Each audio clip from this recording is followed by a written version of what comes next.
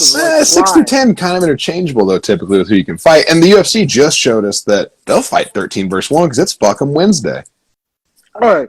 So I think we've covered this card about as thoroughly as we could. Great transition because Lewis and Pavlovich fight this week. Let's go into it. Let's go into it, bro. Let's get these odds. Let's please do. And hey, all right. honestly, so next week, I want to try something new. Like if you get a chance, I know because you think you the scumbagging is just top notch right now. Let's go. All right, perfect. So we'll start from the back and work our way up to the finale, right? Yes, so and this is the Road to Revenge is the name of this the number 2 Revenge because we have 2 rematches here for belts. So starts the card off main card with Drew Dober and Rafael Alves. I like Dober. Dober minus, what do you want, DraftKings, Caesars, or FanDuel? Caesars is going to be more relevant to the bet I actually place, but I understand the UFC uses DraftKings. Let's go Caesars, though. Okay, perfect. I mean, they're close enough right now. So minus 210 for Dober, plus 175 for Alves. Or Alvish. See, I like Dober. Yeah, I like Dober. Dober's fought killers. He's a stud. I'm not that high on Alves. He just saw the rankings recently. And I kind of made a face. Like, I don't know. Like, I'm not the biggest Alves guy. Like, what can I say? I'm not the biggest Dober guy either. But Dober, he's a stud. He's an athlete. He's fought killers. Give me Dober. Oh, I'm sorry. I'd said the wrong fight as well. They're the main event on the prelims. The actual kickoff to the card, which I'm with you. We'll go Dober. Actual kickoff to the card, Alexandre Pantoja, Alex Perez. That's 4 versus 6 in the small weight division. You go first. I'm fucking small weight. That's hilarious. But hey, bro, I'm fucking stumped on this one. Like, I don't have an opinion, and I'm gonna do research, and I'll have an opinion by the time it's the sports book. But knee jerk. I'm sorry. I know this is a cop out. I don't have an answer. Like, I really don't. Okay, so Pantoja 32, Perez 30 years old. So take that out. You go reach. They're literally 2 inches apart in reach, even though Perez is a taller guy. So he's going to have longer legs. So the reach is essentially going to be the same here. If you go fight records, Perez's last loss was 2020 to Figueiredo by sub in a fight for the belt. And before that, he fought twice that year against Espinoza and Formiga, won both those. Now, if you go on to Pantoja's past few fights, he beat Royval by sub, beat Manel Kopp by unanimous decision, beat Schnell by KO, lost to Askar Askarov, lost to Davison Figueiredo. Hey, bro. All right, I'll be real. Call me a casual. Give me Pantoja. Me too. What I need to hear. Yep. Okay, yep. You have the same conclusion. Yeah, I just wanted to read through the facts. No, thank you, bro. Thank you. So minus 170 for Pantoja, plus 145 for Perez. Beautiful parlay builder. Beautiful parlay builder. Yeah, that's good value on a parlay for sure. Absolutely. Tough fight. I mean, tough. It's going to be a good fight. I think that's a guaranteed good fight. Pantoja's a great jiu-jitsu practitioner. You're right, because Perez is a great wrestler. Pantoja's on that level where he could still be somebody in the division. I think Perez, call me a hater, is what he is for the division. Like top 5 guy, top 10 guy, but I also think he's a limited skill set compared to Pantoja.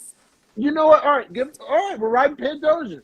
So, and their records are 24-5 for Pantoja and 24-6 for Perez. So this is a wonderful matchup. Good. Close. Shouts out to the UFC. Yeah, great matchup. Now, next fight, Ankalaev Smith. Ankalaev minus 500. Smith plus 380. I don't need to read shit about this. We all know this is Ankalaev, right? Like, as far as the Beefy boys are concerned, I wouldn't take it at the value it's on. Yeah, that's what sucks about this one. The value's horrible. I might like decision, though. I might like this going to a decision because Smith's so goddamn tough. Yes. Yeah. Because Ankalaev's style is going to be grinding. Can you see the over/under prop, or am I just scumbagging too hard for a fucking preview? No, I got it. I got it right here. So over 2.5 rounds, minus 145. Not terrible for the parlay as well. And that's a Caesars. Caesars the only one offering terrible? That's fucking beautiful. That gave me a little chubsky, bro. Think about the value compared to the money line. That's what you got to juxtapose. You got to juxtapose the over/under, because sometimes it's about the same, and it's you don't really gain anything for going out on a limb. Honestly, that me taking the fucking the Craig under, I didn't really get that much of value from going under. You know what I'm saying? the over-unders are great when the money line doesn't present value. And like you juxtapose the two. I think if you bet the money line, you're kind of a clown. And Yeah. like, I think the over might be the play. Now you're getting that value because Ankalaev, you think a minus 500 favorite's going to get the finish, but as we saw in the Makayev fight, and Anthony Smith is no slouch and has a crazy chin and great jiu-jitsu, I think the over is – I kind of love it. Well, and check this out. Vegas thinks the decision, too, because they have it going Ankalaev wins the decision plus 125, and they have Ankalaev wins by KO TKO plus 160. Bro, I'll be real. I'm going to need you to back up the VPN for that value because, bro, like, you can't. Yeah. We tried in Reno. We're in Nevada, the best sports betting state, and you can't find those fucking props. God damn it. Because if we could get those props, I'd fucking bankrupt these casinos, cocksuckers. Cocksuckers. There's a reason they don't give them, though. You know what I mean? Ankalaev plus, you get plus money on the decision when we think it's going to be a decision and we think Ankalaev is going to win. Fuck me. Versus minus 500. You know what I'm saying? That fucking NordVPN, bro. You're not lying. So we love that fight. As far as the featured bout before the two title fights, now we're on to Derek Lewis, Sergey Pavlovich. Pavlovich minus 125, Lewis plus 105. Pavlovich, we've already covered it. I am don't too. Think I have an over-under opinion. Over 1.5 is what they're offering right now, plus 120. I like that over a lot. I like the two-legger. Yeah, the combo? The two-legger. Well, and honestly, it's minus 125 plus 120, so you're going to get exactly even odds plus your multiplier. So you're looking at three. You're looking at 3-1 on that parlay for just a 2-pick. Yeah, that's not bad. I like it. And also, my phone is dying. I'm sorry. So, that's the reason why I have a little sense of urgency there. Did you get the 10% warning? Yeah. Oh, wow. All right, we're good. It's only 2 fights. We'll make it. We got it. So we both like Pavlovich. Do you want me to even go into their fights real fast, or are we just going to ride with that? No. We'll do that in text messages. Because Pavlovich has 4 finish wins in his last 5 fights. None of them made it outside the first round. So that might be important. Oh, Jesus. That's tough. Yeah, that made it a lot harder. All right. Good info. Keep it going. All right. Now we got the interim title fight. We got Moreno minus 210, Kai Car France plus 175. What did you think about the first one?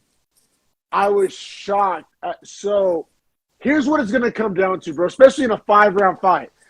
So in round 1, Car France was landing bombs. Moreno has a chin. He ate the bombs, and then he kind of outlasted him. And also, Moreno was landing head kicks, and Car France was mainly just boxing. I think Car France has gotten a lot better since then, and I think Moreno has gotten pretty much where he is. I don't know that he's progressed as much. Yeah. Right? No, I love the plus money on Car France. Me too. Because, bro, rewatch this fight when we end this. Rewatch it. It's on YouTube right now for free. It's being promoted, obviously. That's how I watched it. But what I'm saying is, bro, watch round 1. Car France lands bombs, like the same bomb that dropped Garbrandt, right? That's Car France knocked out Garbrandt, right? And Moreno's been through wars since then, and Car France has not found himself in a war since then. That's what I'm saying, bro. Like, when you watch how close, it was weird because the damage got scored for Moreno in the first fight, but it was like a weird, Shane Burgos thing where, they were eating the same shots. Essentially, you could argue that Car France is landing bigger shots, but Moreno just wasn't showing the damage. We always have the debate every year on Chin of the Year. It's is Chin of the Year not showing damage at all, or is it showing damage and overcoming it, or how do you interpret Chin?